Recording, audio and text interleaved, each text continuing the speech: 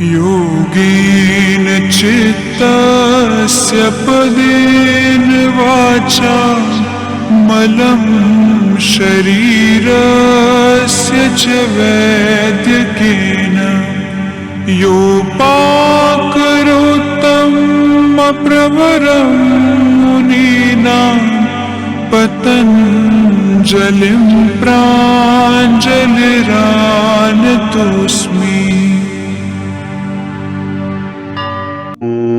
वररुचिं भाष्यकारं पतञ्जलिं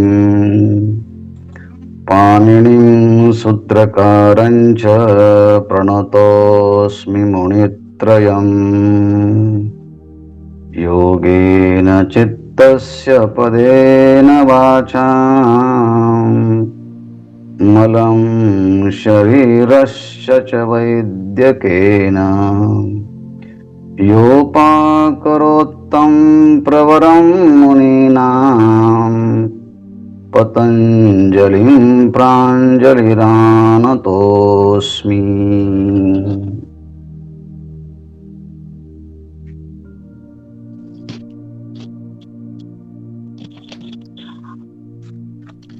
महर्षी पतंजली कृत योगसूत्रांचा अभ्यास करताना काल आपण परिकर्माच्या द्वारे चित्तातली अशुद्धी जेव्हा पूर्णपणे दूर होते आणि चित्त स्थिर, एकाग्र आणि अंतर्मुख होतं, तेव्हा त्या चित्ताची शुद्धी कशा प्रकारे होते हे सांगण्यासाठी एक दृष्टांत दिला, तो म्हणजे अभिजात मण्याचा. अभिजात म्हणजे शुद्ध स्फटिक. तो शुद्ध स्फटिक इतका शुद्ध असतो की त्याच्यामध्ये कोणताही रंग नसतो. त्याप्रमाणे याच्या अंतःकरणामध्ये शुद्धता इतकी आलेली असते की जिथे रजगुणाचा आणि तमोगुणाचा आणि त्यांच्या धर्माचा इतकिंचितही संबंध राहिलेला नसतो. म्हणजे रजोत्तम वृत्ती पूर्णपणे क्षीण झालेल्या असतात. त्यासाठी सूत्रामध्ये शब्द आला होता क्षीणीय वृत्तेः. पण त्या वृत्ती तमोगुणाच्या वृत्ती क्षीण झाल्यानंतर सत्वात्मक शुद्ध वृत्ती असते. ती कशी असते हे कळण्याकरता अभिजातस्य इव, अभिजात म्हणजे स्फटिक मण्याच्या प्रमाणे. आणि मग असं जे शुद्ध स्फटिकासारखं शुद्ध झालेलं जे चित्त आहे, त्या चित्ताला कोणतंही आलंबन दिलं तरी ते आलंबनाकार ते चित्त होऊन त्या चित्ताला त्या वस्तूचा यथार्थ बोध होतो. मग अशा शुद्ध स्फटिकासारख्या चित्त झालेल्या माध्यमाला आलंबन कोणते पाहिजे, तर त्या 3 आलंबनाचा ह्या ठिकाणी नामनिर्देश केला. काल आपण पाहिलं. एक आहे गृहीतृ, दुसरं आहे ग्रहण, तिसरं आहे ग्राह्य. तर पहिल्यांदा आपण ग्राह्यापासून सुरुवात करूया. ज्याचं इंद्रिय वृत्तीला ग्रहण होतं त्याला ग्राह्य असं म्हणतात. जसं की आपण पंचज्ञानेंद्रियांनी ह्या सगळ्या सृष्टीतल्या पदार्थांना पाहतो आणि त्यापैकी कोणत्या तरी एका वस्तूचं आलंबन घेतो. अर्थात ज्याचं ग्रहण केलं जातं इंद्रियांच्या द्वारे त्याला ग्राह्य असं म्हणतात. आणि त्या ग्राह्य आलंबनाच्या मध्ये शब्द, स्पर्श, रूप, रस, गंध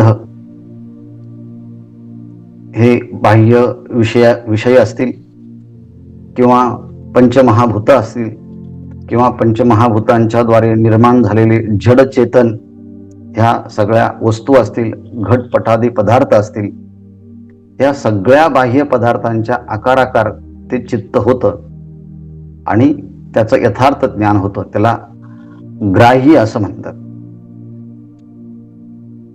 म्हणजे तत्सदांजनता समापत्ती.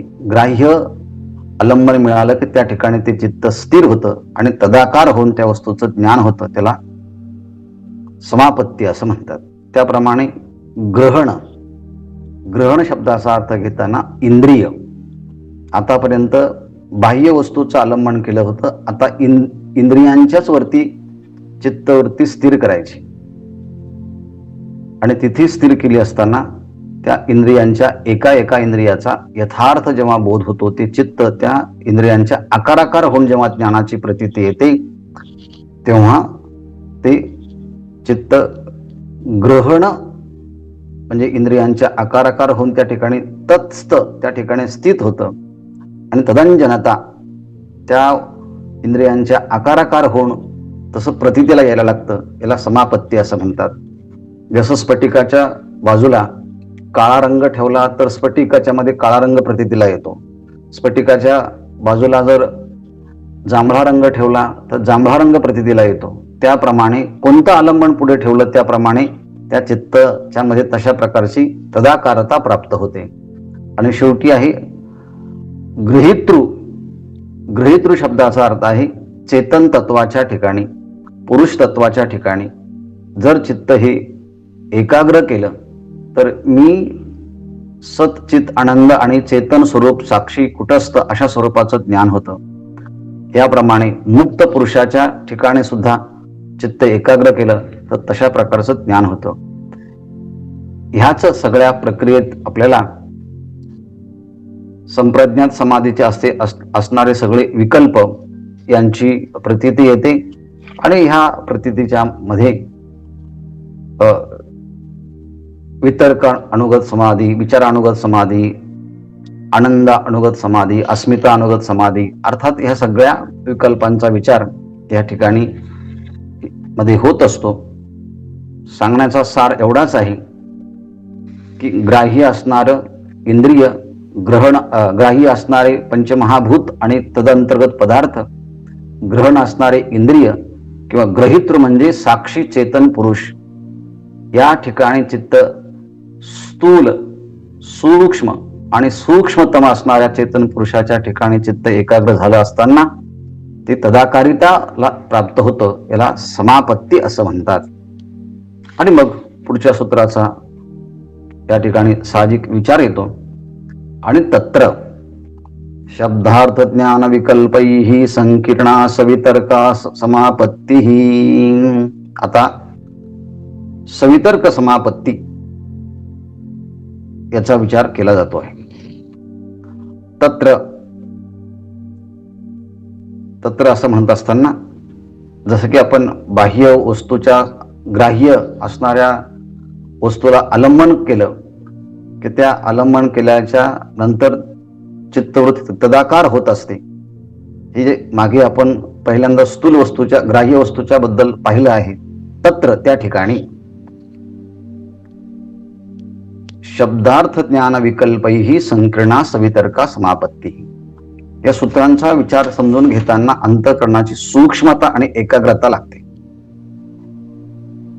जसजसा आपला योगाची अधिकार क्षमता आतून वाढत जाईल तसतसे ह्या सूत्रांच्या मध्ये प्रवेश करता येईल. अन्यथा या सूत्रांचे फक्त शब्द आणि अर्थच लक्षात राहतात. अर्थबोध आपल्या अंतःकरणाला स्पर्शित करत नाही. आपल्याला तशा प्रकारची अनुभूती येण्यासाठी प्रतिबंध होत असतात.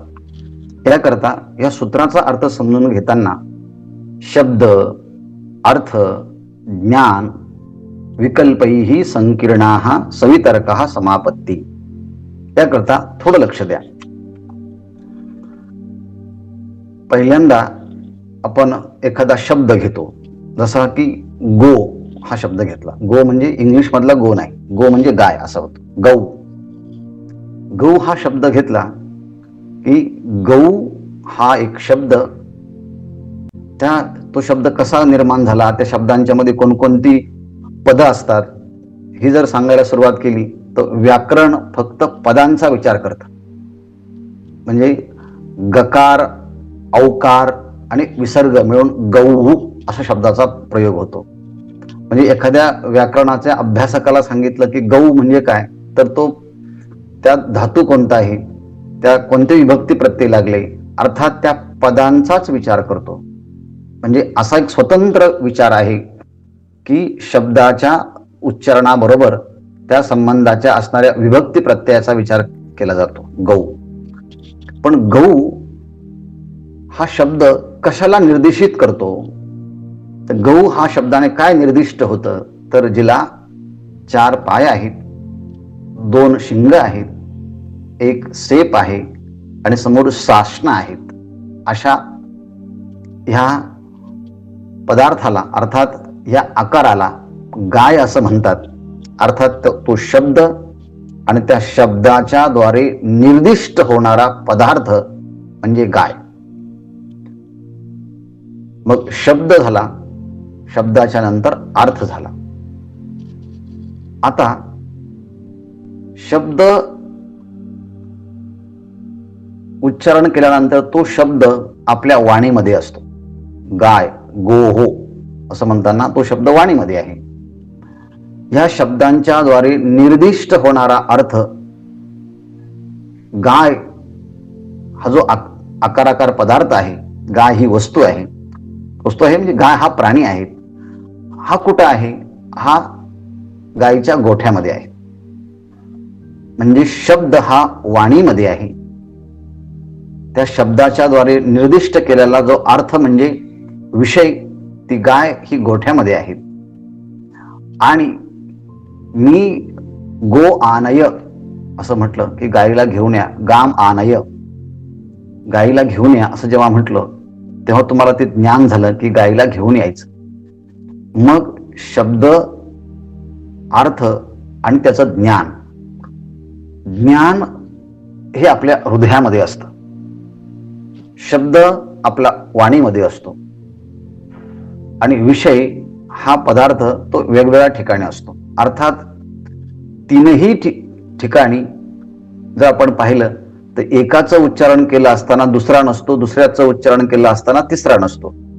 शब्दाचं उच्चारण केलं असताना गाय पदार्थ आणि त्याचं ज्ञान नसतं. त्या पदार्थाचं म्हणजे गाय दाखवले असताना तिथे शब्द नसतो आणि त्याचा अर्थ नसतो. आणि जेव्हा अर्थ असं म्हटलं, मला हे गायीचं ज्ञान झालं, जिथे अर्थ असतो तिथे शब्द आणि तो विषय नसतो. असे 3 वेगवेगळे असताना सुद्धा सामान्य माणसाचा किंवा सगळ्या सामान्यांना अनुभव काय येतो? गाय असा शब्द उच्चारल्याबरोबर त्या शब्दाच्या बरोबर त्या शब्दाचा असणारा विषय म्हणजे 4 पाय, 2 शिंग, 1 सेप आणि सासना युक्त असणारा गाय आकाराचा पदार्थ आणि त्याचं ज्ञान आपल्या हृदयामध्ये होतं. म्हणजे 3 पदार्थ वेगवेगळे असताना, एकाचं उच्चारण केलं असताना, दोघांची अनुपस्थिती असताना सुद्धा त्याची प्रतीती येते. म्हणजे हे सगळं शब्द, अर्थ, ज्ञान हे वेगवेगळे आहेत, हे पृथक पृथक आहेत. पण जेव्हा आपल्याला त्याचा अनुभव येतो तेव्हा ते सगळे एकत्र येऊन भासतात, तेव्हा त्याला संकीर्ण असं म्हणतात. संकीर्ण म्हणजे एकत्रीकरण. ह्याप्रमाणे शब्द, अर्थ, ज्ञान यांचे जे वेगवेगळे पर्याय आहेत, विकल्प आहेत, हे विकल्प असताना, भिन्न भिन्न असताना संकीर्ण शब्दाचा अर्थ आहे एकत्रित मिळून जेव्हा प्रतीती येते तेव्हा त्याला समापत्ती सवितर्क असे संप्रज्ञात समाधी असं म्हणतात. याप्रमाणे शब्द, अर्थ, ज्ञान, विकल्प, संकीर्णा, सवितर्का, समापत्ती ही तिन्ही पदार्थ वेगवेगळे असताना, एकाचं उच्चारण केलं असताना एकांच्या मध्ये या दोघांचा इतरेतर अभ्यास होतो आणि त्यामुळे त्या पदार्थांची प्रतीती येते. याला अपर प्रत्यक्ष असं म्हणतात.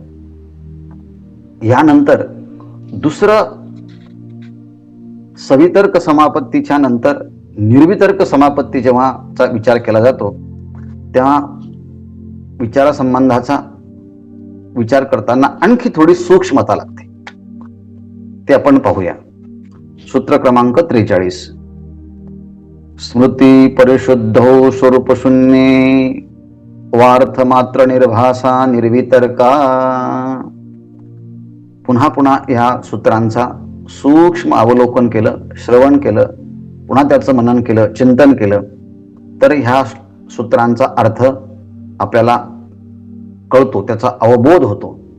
नाहीतर केवळ फक्त त्याचं उच्चारणापुरतं राहतात आणि कोणी तिथपर्यंत जातही नाही. म्हणजे कोणी जात नाही, कोणी जातात तर त्यांना कळत नाही, कळलं तर यथार्थ बोध होत नाही. ह्याकरता जर नाही कळालं तर पतंजली महर्षींचं स्मरण करावं आणि त्यांना सांगावं, तुम्ही सांगितलेला अर्थ आम्हाला सांगा, कारण ज्या ज्या ठिकाणी चित्त एकाग्र केलं त्या ठिकाणचं ज्ञान होतं. याप्रमाणे ह्या सूत्रांच्या संबंधाने आहे. आता पहा, स्मृती परिशुद्धो स्वरूप शून्ये वार्थ मात्र निर्भासा निर्वितर्का. पहिल्यांदा शब्दाच्या नंतर त्या शब्दाचा अर्थ, त्या अर्थाच्या नंतर ज्ञान, आणि ज्ञान झाल्यानंतर आपल्या अंतःकरणामध्ये त्या संबंधाची एक प्रकारची स्मृती तयार होते. अर्थात शब्द, अर्थ, ज्ञान आणि स्मृती. पण सूत्रात शब्द आहे स्मृती परिशुद्ध. इथे त्या स्मृतीची परिशुद्धी झाली असताना, ती स्मृती देखील अत्यंत शुद्ध झाली असताना काय होतं तर स्वरूप शून्य इव अर्थ मात्र निर्भासा. मागे आपण अर्थ करताना पाहिलं की गो पदाचं उच्चारण केल्याबरोबर आपल्याला त्याचा अर्थ आणि ज्ञानाचा प्रतीती येते. पण आता इथे स्मृतीची परिशुद्धी झाली असताना जेव्हा समोर एखादा पदार्थ पाहिला जातो, ही गाय आहे, तेव्हा काय होतं, त्या गायीच्या आकाराकार जेव्हा वृत्ती होते, तेव्हा गायीच्या आकाराकार जेव्हा वृत्ती होते तेव्हा ज्ञान, शब्द हे दोन्हीही विसरले जातात. तिथे दोन्हीही नसतात. इथे परिशुद्ध शब्दाचा अर्थ शुद्ध होणं आणि निवृत्त होणं. काय निवृत्त होणं? तो पदार्थ पाहिला असताना फक्त त्या पदार्थाचाच आकाराकार वृत्ती होते, तिथे ज्ञानही नसतं आणि तिथे शब्दही नसतो. अर्थात स्वरूप शून्य इव. स्वरूप शून्य इव म्हणजे ते ज्ञान जणू काही शून्य झालेलं असतं. ज्ञानही शून्य झालेलं असतं आणि तो शब्दही शून्य झालेला असतो. अर्थात शब्द आणि ज्ञान हे दोन्हीही नसून केवळ जो पदार्थ पाहिलेला असतो त्या पदार्थाच्या पूर्ण आकाराकार ती वृत्ती झालेली असते. अर्थात अर्थ मात्र निर्भासा.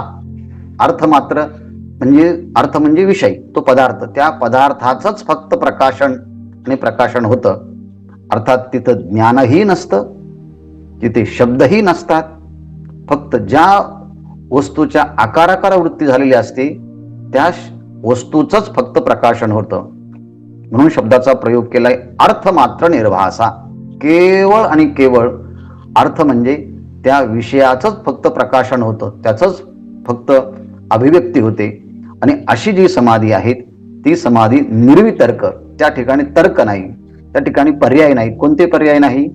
त्या ठिकाणी ज्ञानही नाही, त्या ठिकाणी शब्दही नाही.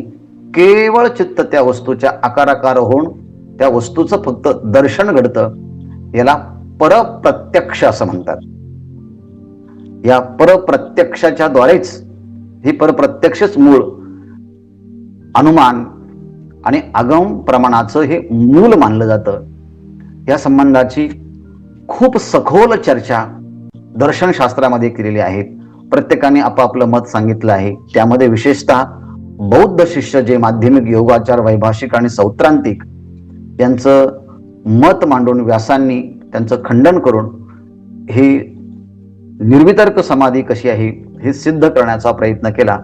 कमी वेळामध्ये सगळ्याच विषयाची चर्चा होणं शक्य नाही, पण जिज्ञासा असेल त्याने मुळातच हा विषय पाहून घ्यावा.